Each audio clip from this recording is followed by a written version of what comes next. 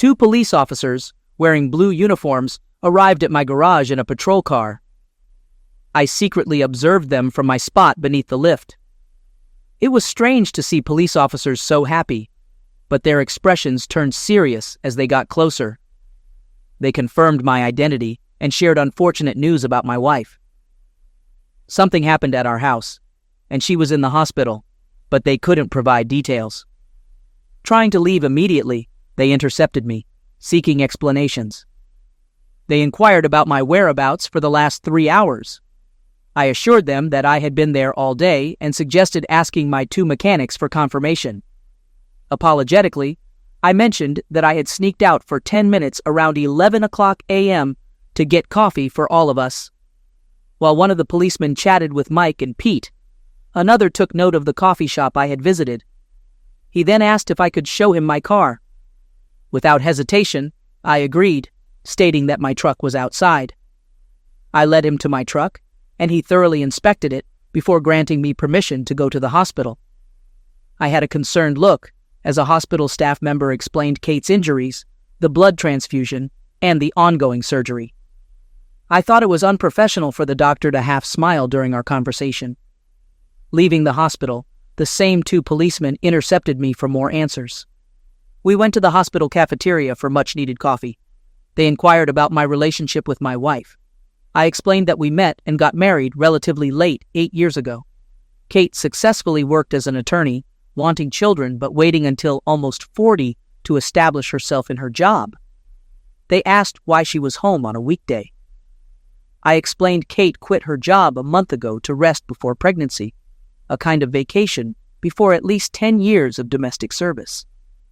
I concluded by expressing my love for my wife, stating that we are doing well and looking forward to having a baby.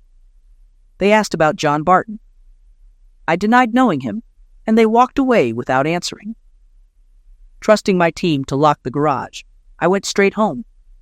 2 forensic scientists and a detective were searching the house.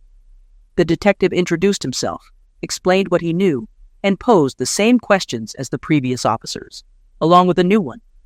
He inquired about the presence of a few drops of blood in the downstairs toilet. I responded, expressing my lack of knowledge.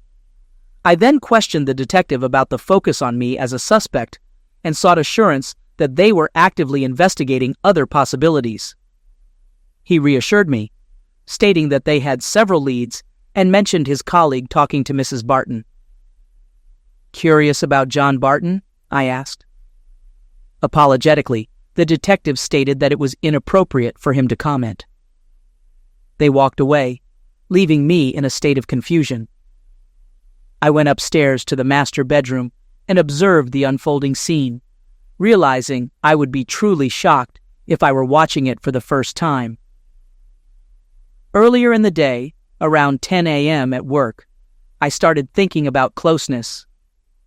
There's nothing unusual about this. They say guys think about closeness an average of 67 times per waking hour, and men virtually cut off from their wives for a month can double that. Since Kate left work, our 2 to 3 times a week has dropped to almost 0. Kate was either in a bad mood, bored and depressed, or too tired.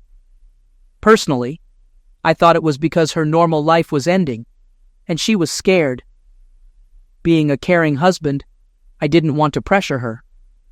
She'll come out of her fear at her own pace. I knew my life would change after having children, but I understood hers would be turned upside down. I kept daydreaming about our early years of marriage, where our bed life was anywhere, anytime.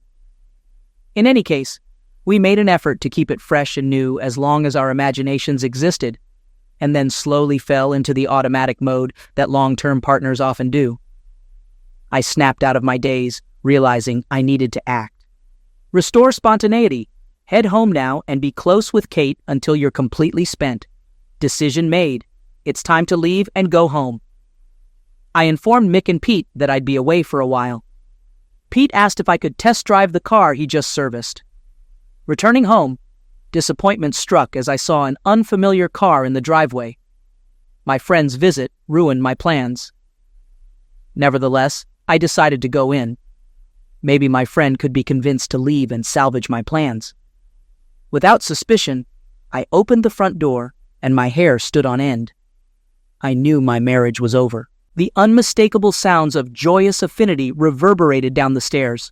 It was almost automatic for me to record a video whenever a client brought their car to the garage, a precaution against accusations of damage. Heart pounding, I ran up the steps, camera ready, and peeked through the bedroom door. Yes, it was Kate.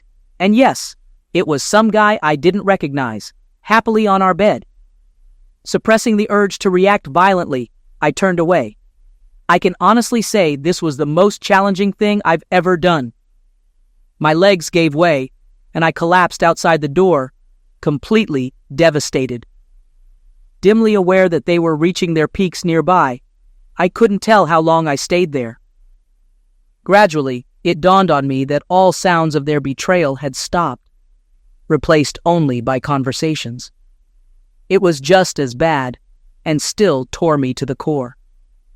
Realizing I needed to think, I knew I had to get out of earshot.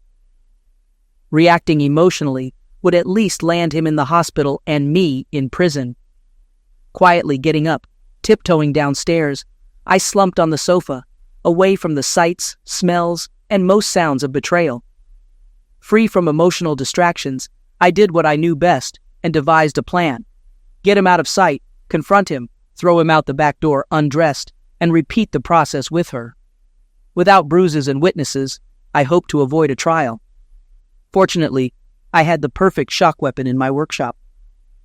2 years ago, in the Army Reserve National Guard, my skills earned me the task of clearing trucks, where I found a small device that would now come in handy. Police call them stun grenades. Slightly larger than a regular grenade, they're a small canister with a lever pin ignition mechanism, specifically made for hostage rescue. While designed to cause minimal physical damage, the explosion is accompanied by a flash with a power of 8 million candles and a shock sound of 170 decibels. The flash alone can stun a person for at least 5 seconds. Fueled by my newfound hatred, my mind quickly formed the rest of the plan. To avoid damaging my house, I couldn't just throw a grenade on the floor. I took out the device, quickly glued a short piece of rope to it, and put a loop on the end of the rope. Prepared in this way, I tiptoed upstairs, realizing secrecy was no longer necessary. Clearly hearing men's moans from behind the bedroom door, I paused only to pick up my phone from the floor outside the door where I had dropped it and glanced around the door frame. It was evident that the second round of affinity was in full swing. My wife was satisfying her lover, caressing him below the waist. Mentally rehearsing the sequence of events I had decided on, I took a deep breath and took action. Stepping into the room, I looped the end of the rope around the hook on the bottom of the light fixture, leaving the device hanging halfway to the floor. I pulled out the pin, put it in my pocket, and walked out the door, pressing my fingers tightly to my ears and closing my eyes. Even with my precautions, the effect was amazing. I clearly felt the shockwave and the bright reflected light through my eyelids. Following the plan, I jumped into the room again, ready for action. This time, it was my turn to be surprised. I don't know exactly what I expected to see, but it was nothing like the scene that appeared before me. Mr. Anonymous lay on his back in bed, and there was clear damage below his waist. Either nature had been cruel, or something crucial was missing. Kate lay on the floor, her eyes empty, mouth moving like a fish out of water. Confused, I retreated to the hall to ponder. My thoughts were abruptly halted by 2 horrifying screams from the bedroom, followed by loud bangs and slamming doors. It dawned on me that I was in serious trouble. My plan had failed once again. Peeking into the chaotic scene, the guy tumbled out of bed, clutching his groin and howling. Kate was absent, presumably in the bathroom. We needed to erase any evidence. Returning to the room, I quickly located the detonator for the device and added it to the rope. Finding nothing else, I concluded everything else had been destroyed. I approached the bathroom cautiously. Kate was on her knees, vomiting into the toilet. I had no desire to assist her. I just didn't care anymore. En route to the door, I spotted something on the floor and picked up a warm, soft piece resembling a tongue tip. In the first-floor toilet, I disposed of it. They wouldn't be able to reattach it. Trying not to make a sound, I sped down the street, thankful once again for our distance from neighboring houses. Halfway to the garage, I emptied my pockets into a roadside trash can. 10 minutes later, I was back in my small work garage. I called Pete and Mike, my dirty, oil-stained employees and friends. They rushed to me, sensing my alarm. I asked them to vouch for me for the last 45 minutes, and they agreed almost simultaneously, saying, "Of course, boss." Before they could agree too quickly, I cautioned them that what I did was very serious, and once I explained, they might not be so hasty to answer. I expressed uncertainty about the charges I might face, acknowledging that it could lead to jail time. Before providing an explanation, I put on my old overalls and rubbed an oily rag on my face and hands, preparing for the impending police arrival, which I expected. The guys looked at me, somewhat stunned, as I briefly recounted recent events. Mike was the first to break, attempting to hold on for 15 seconds before bursting into laughter. This set off Pete, and soon we were all hooting uncontrollably. It took a full 5 minutes before we regained composure, and with handshakes and promises of support, they returned to their oily workspaces. Over the next hour, spontaneous laughter echoed from various dingy rooms. My wife Kate was about to face the consequences she deserved for avoiding my humble friends. That evening, I cleaned up the master bedroom, washing the bathroom floor. I decided to discard the bedding and mentally noted to buy a new rug. Torn curtains also needed removal. Trying to stay busy to avoid thoughts, the constant phone calls and knocking on the door didn't help. Yes, the media was in a frenzy. The mix of infidelity and a man losing his manhood was a story made for them. I only opened the door once and quickly turned off the phone. Finally, with no distractions, I began to reflect. Did I regret what I did? Strangely, no. I despised cheaters and had seen many become unrecognizable when catching their partners.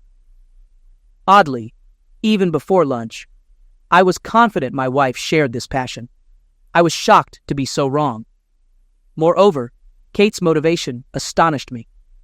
She appeared as devoted to me as I was to her, and our bed life had been fantastic. Well, until recently. After hours of inner turmoil, I could only find one clue. I can still recall the uneasy feeling I had 2 months ago when Kate said she was retiring to enjoy her last days of freedom. I thought she'd work until at least the 7th month of pregnancy. Something about her wanting one last celebration before having kids seemed strange. My personal cell phone interrupted my thoughts. Not many people knew this number.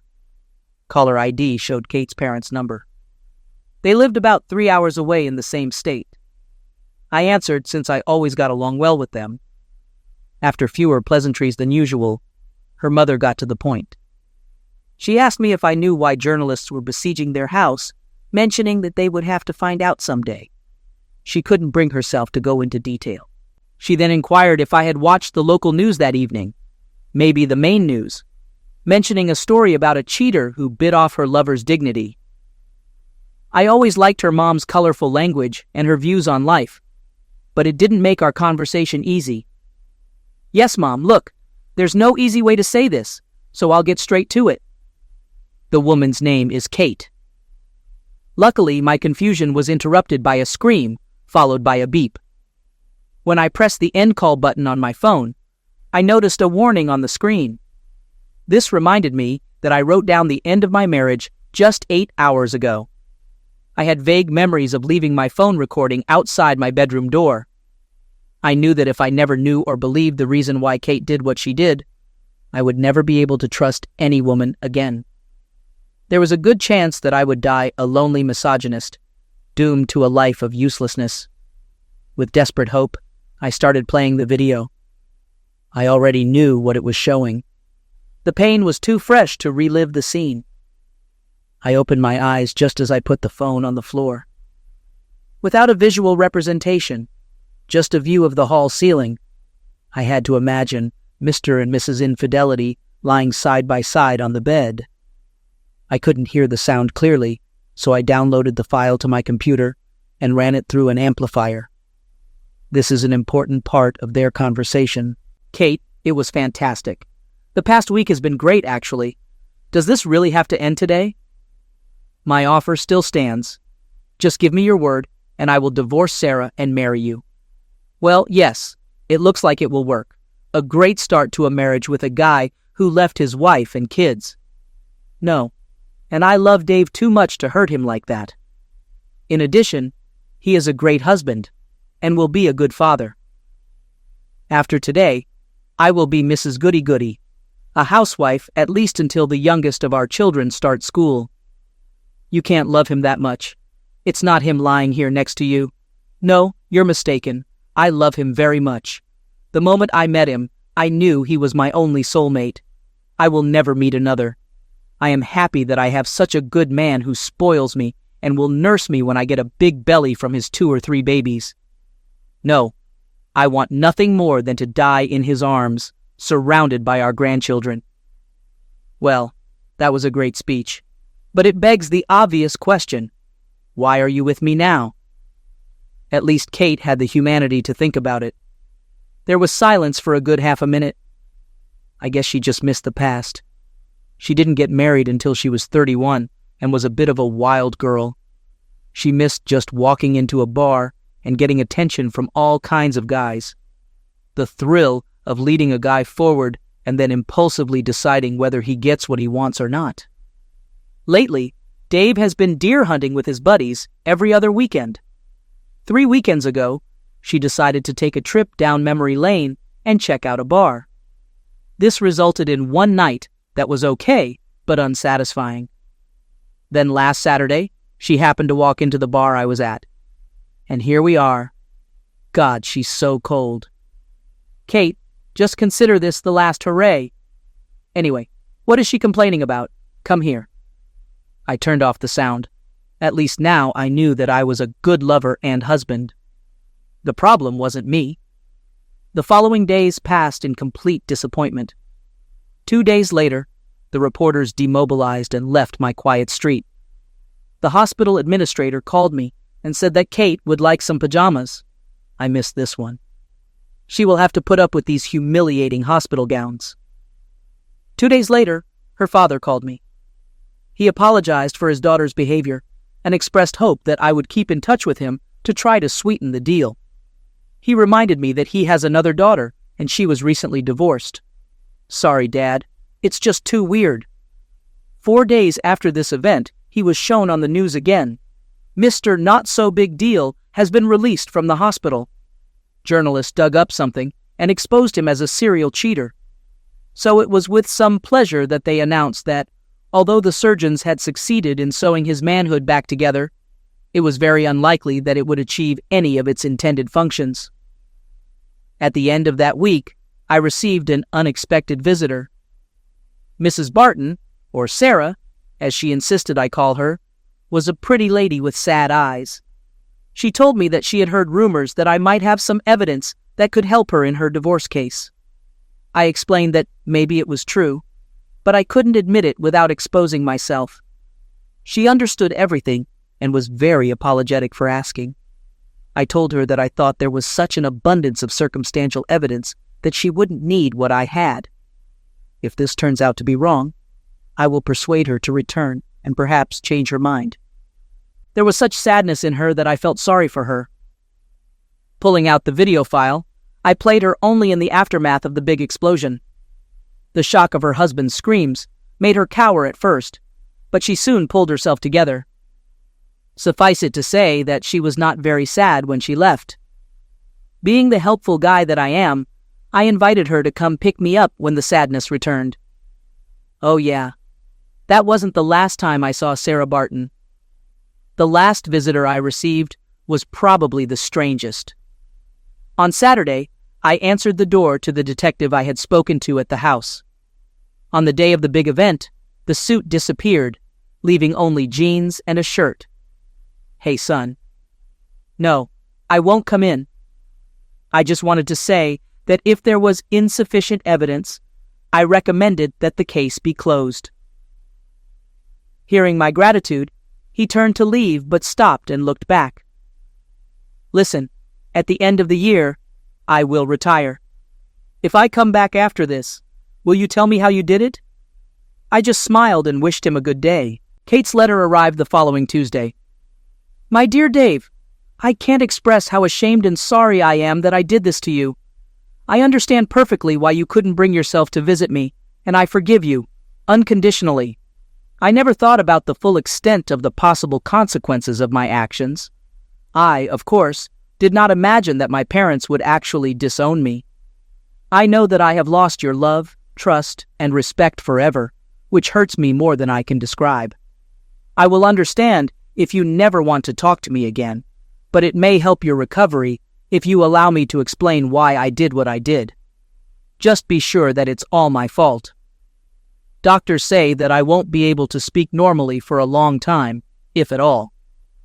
They think I swallowed the tip of my tongue when I bit it off. They tell me about some experimental stretching technique that can restore some function. I hope this works, and I can at least get back to my career as a distraction from the dull, loveless, childless future I'm currently facing. Ask anything you want in a divorce, and I will sign it. If you could find it in your heart to keep me on your health insurance for the near future, I would be forever grateful. Farewell, my love. I wish you nothing but happiness in the future. I hope I haven't completely ruined your life. Your Kate, aka your cheating wife." The letter touched me so much that I immediately reversed my previous decision and sent her pajamas to the hospital. Now, where are Mick and Pete's phone numbers? Do I owe them a beer, a keg,